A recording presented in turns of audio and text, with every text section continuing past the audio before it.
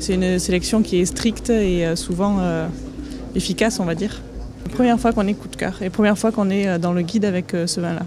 Ce n'est pas la première fois que je suis coup de cœur. Il n'y a pas de tractation, il n'y a pas de... Voilà, donc tout s'est fait dans les règles de l'art et par les professionnels de la région en plus. Donc c'est ça que je trouve appréciable dans ce guide. En fait, c'est intéressant, ça booste un peu les ventes et puis ça permet de faire monter l'image du domaine.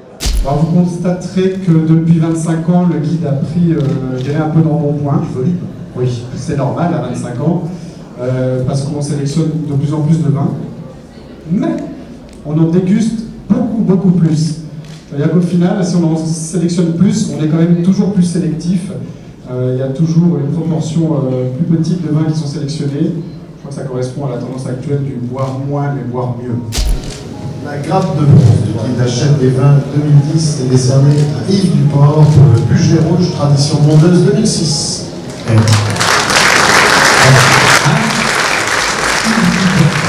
C'est enfin la consécration. C'est un très bon cépage, je dirais même c'est le dinosaure des cépages français. Et il peut, selon comment vous travaillez, avoir multiples facettes.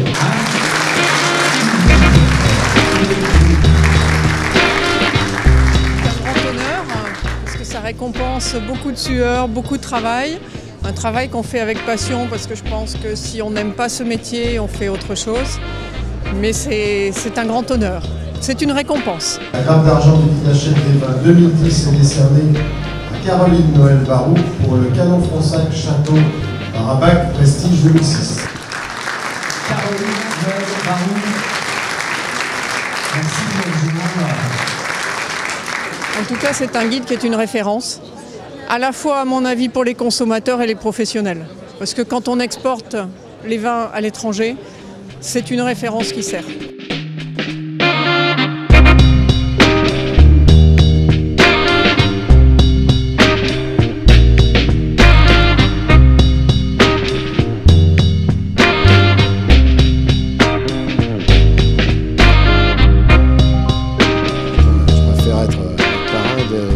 Achète des vins que des eaux minérales, hein. On se marre plus quand même, les viticulteurs sont sympas, non, et le vin c'est une vraie passion. Donc c'est quand on voit les producteurs, quand on voit les viticulteurs, quand on voit les maîtres de chai, quand on voit toute la passion qui est autour du vin, sur cette liane, voilà, autour de cette liane, c'est magnifique.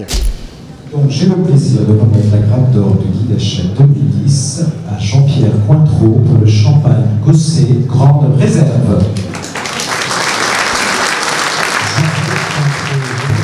C'est bien la preuve que les générations qui se suivent sont aussi importantes les unes que les autres.